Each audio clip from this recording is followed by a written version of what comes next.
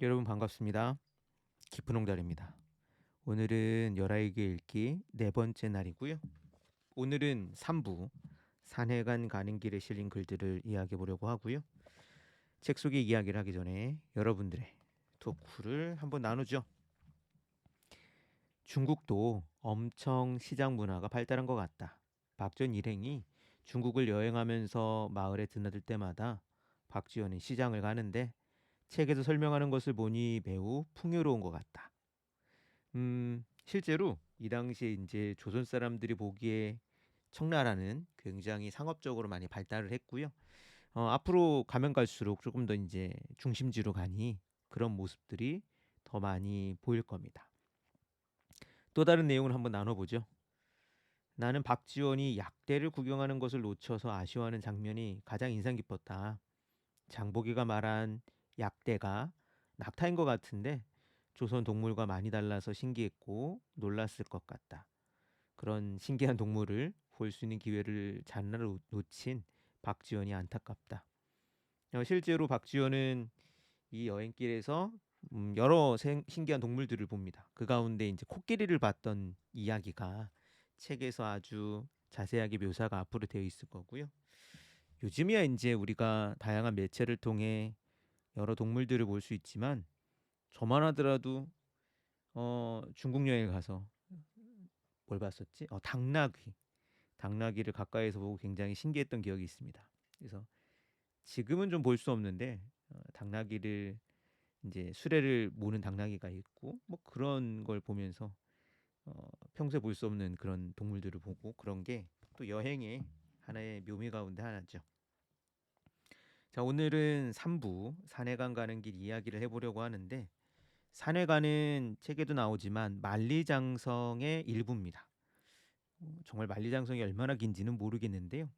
산해관은 만리장성의 가장 동쪽 끝에 위치한 관문이고요.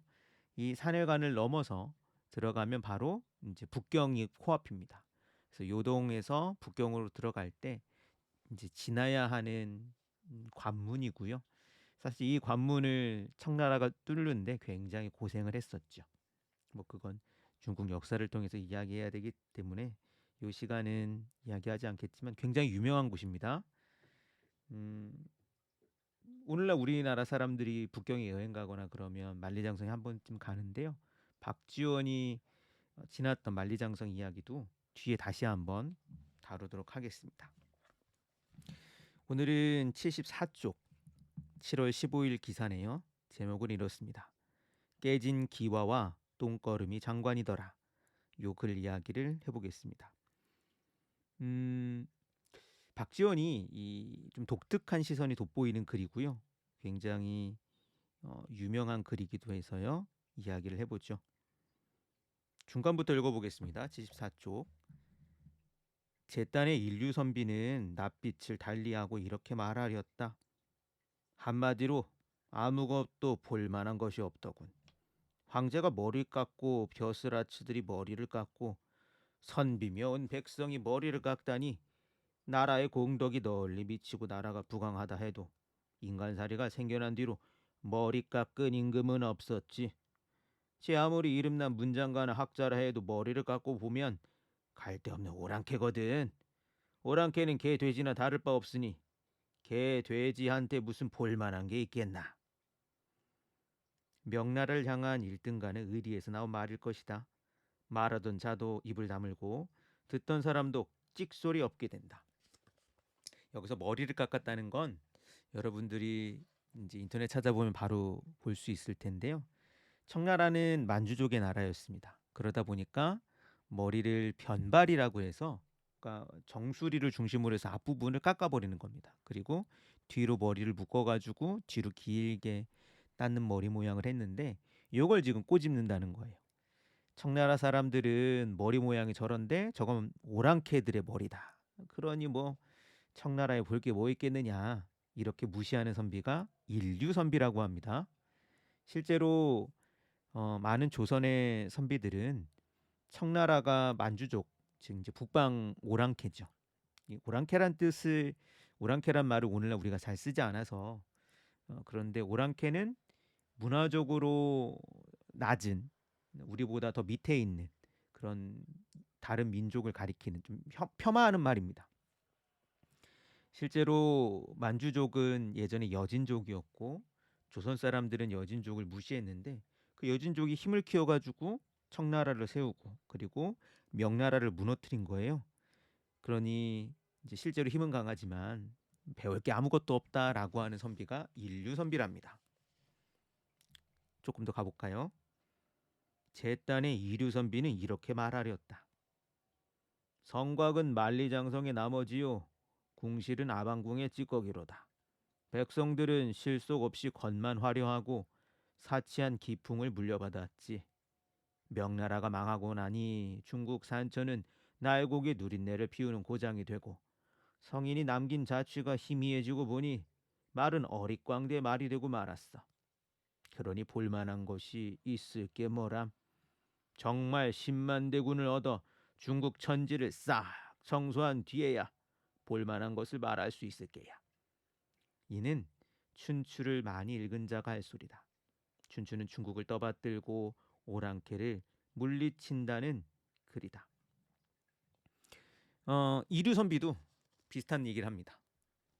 청나라 사람들을 싹 몰아내야 그제서야 이제 중국에 뭔가 볼만한 배울 만한 게 있지. 야, 이 정말 쓸모없는 것들이 가득 차다 이렇게 본다라는 거죠. 자, 근데 박지원 본인의 생각은 아직 이야기하지 않았습니다. 조금 더 읽어보겠습니다. 사람들이 오랑캐라 부르는 오늘의 청왕조는 무엇이든 나라에 이익이 될 만하면 억지로 빼앗아 와서라도 제 것으로 삼고 지켜냈다. 천하를 위하는 자는 백성에게 이롭고 나라에 쓸모 있는 제도라면 그 법이 오랑캐한테 나왔다 해도 머뭇거리지 말고 본받아야 한다. 조선 사람들이 참으로 오랑캐를 물리치려거든 중국의 발달한 법제를 알뜰하게 배워 우리의 무딘 습속을 바꿔야 한다. 밭 깔고 누에 치고 질그룹 굽고 쇠 녹이는 대장일을 비롯하여 공업을 고루 보급하고 장사의 혜택이 널리 미치게 하는 데까지 이르기까지 다 배워야 한다. 다른 나라 사람이 10가지를 배울 때 우리는 100가지를 배워 무엇보다 먼저 우리 백성들을 이롭게 해야 한다. 박지원이 보기에는 뭐 청나라가 비록 오랑캐 나라고 하지만 무엇이든지 이것저것 이익이 될 만한 것들을 배워서 부강하게 발전했다라고 이야기합니다. 조선 선비들이 청나라를 싫어했던 이유 가운데 하나는 오랑캐가 지배하는 나라이기 때문이라는 이유도 있겠지만 여러분들이 이제 조선 역사를 배우다 보면 병자호란이라는 전쟁이 있습니다. 병자호란이 청나라가 쳐들어왔던 전쟁이고 그 전쟁이 피해를 입어서 이제 약간의 뭐라고 할까요? 억울함, 분노, 복수감 이런 게 있었던 거죠. 오랑캐를 물리치고 싶으면 근데 이렇게는 안 된다라는 게 박지원의 판단입니다. 뭔가를 많이 바꿔야 된다라고 주장을 하는 거죠. 그래서 박지원은 선비인데 여기 보면 여러 가지 기술 혹은 여러 가지 제도를 받아들일 걸 빨리 받아들이자라고 하는 주장을 하고 있습니다. 여러분이 나중에 역사에서 박지원과 같은 사람들을 부르는 표현을 배울 수 있을 텐데요. 이처럼 북쪽, 청나라를 배우자라고 했던 학자들을 북학파라고 합니다. 북, 즉 북쪽을 학 배우자. 북학파 가운데 박지원이 아주 유명하고요. 그의 어떤 그런 생각들이 담긴 글 가운데 가장 유명한 글이 우리가 읽고 있는 열하일기죠. 조금 더 읽어보겠습니다. 75쪽. 나는 본디 삼류선비다. 내가 본 장관을 말하리라. 깨진 기와 조각이 장관이요 냄새나는 똥거름이 장관이더라. 왜? 깨진 기와 조각은 모두가 버리는 물건이다. 그러나 마을 집 담장 위로는 깨진 기와장으로 물결 무늬를 놓기도 하고 동그라미 무늬나 옛날 엽전의 구멍 모양도 만든다. 기와 조각들이 서로 맞물려 알쏭달쏭 뚫린 구멍들이 안팎으로 마주 비추면서 별별 무늬가 다 놓인다. 깨진 기와 쪽을 내버리지 않으니 천하의 무늬가 여기 다 있지 않은가. 마을 집들은 형편이 안 되니 뜰에 벽돌을 깔 수가 없다. 그러니 오색 빛깔 유리기와 쪽과 냇가에서 반들반들한 조약돌을 주워다 얼기설기 맞추되 꽃무늬, 나무무늬, 새무늬, 짐승무늬로 깔아놓았다. 비가 와도 땅에 질퍽할 걱정이 없다. 자갈과 조약돌을 내버리지 않으니 천하의 그림이 다 여기 있지 않은가. 똥오줌이란 세상에서 가장 더러운 물건이다. 그러나 이것이 거름으로 쓰일 때는 금싸라가기 같이 귀하다. 길에는 내버린 재가 없고 말똥 줍는 자는 삼태기를 들고 말꼬랑지를 따라다니고 있다. 이렇게 모은 똥을 쌓아두는데 네모 반듯하거나 팔모가 나게 또는 누각 모양으로 쌓는다. 쌓아 올린 똥거름의 맵시를 보아 천하의 문물제도가 여기 버젓이 진보하고 있음을 볼 수 있다. 그러니 나는 힘차게 말할 수가 있다. 기와조각 조약돌이 장관이라고, 똥거름이 틀림없이 장관이라고, 성곽과 연목과 궁실과 누각과 점포와 절 또는 목축과 드넓은 벌판, 자욱한 나무숲의 꿈 같은 풍경만이 장관이라고 할 수 있나. 자, 결국 박지원은 두 가지를 이야기합니다. 깨진 기와와 똥거름. 낯선 이방 사람의 눈으로 봤을 때 청나라 사람들이 알들이 그런 것들을 챙기고 그걸 가지고 길과 담을 꾸미는 것들 그리고 농사에 도움을 주는 것들이 굉장히 인상 깊었나 봅니다. 그런 면에서 박지원의 어떤 실용적인 관점을 볼 수가 있죠. 저는 여행 가는 걸 좋아하는데요. 여행을 가면 박지원 같은 사람이 있고요. 그렇지 않은 사람이 있습니다.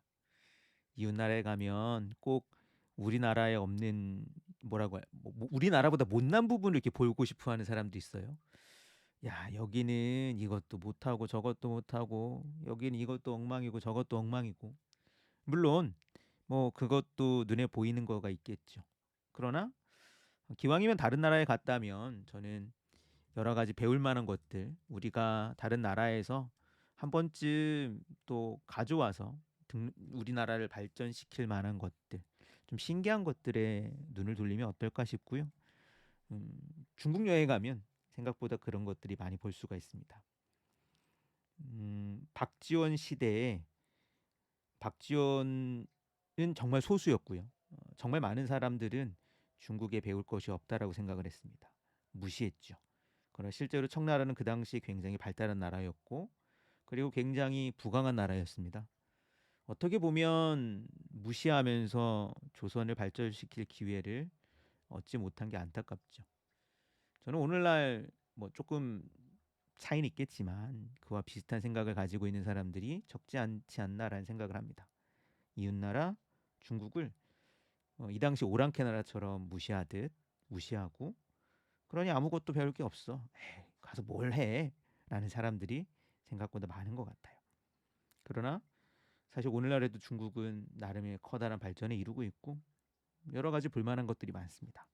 그런 면에서 박지원의 이런 생각, 스스로는 삼류선비라고 했지만 사실은 비판적으로 조선이라고 하는 작은 나라에 갇혀서 다른 나라의 손가락질만 하되 아무것도 배우지 못하는 사람들을 비꼬는 글이죠. 오늘날 우리들도 그런 사람이 되지는 말아야겠죠. 자, 오늘은 요 아주 유명한 문장이었기 때문에 요 문장을 나누고요. 또 여러분들이 어떤 생각을 가지고 또 책을 읽었는지 여러분들의 의견을 카톡창을 통해 나눠줬으면 좋겠습니다.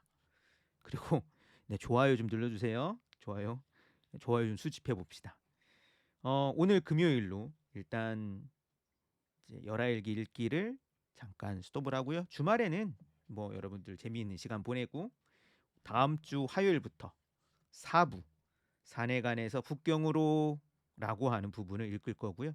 다음 주에 읽을 부분은 이제 본격적으로 중국의 심장, 그러니까 그 당시 중국의 수도 그리고 황제가 있는 곳에 가서 겪는 여러 가지 경험들을 다루고 있습니다.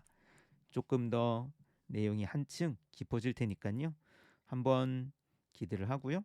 또 뭐 주말 중에는 한 번쯤 박지원에 연관되어 있는 여러 가지 자료를 찾아보는 것도 어떨까 생각을 합니다. 그러면 오늘 금요일은 이렇게 인사를 하고요. 다음 주에 만나죠.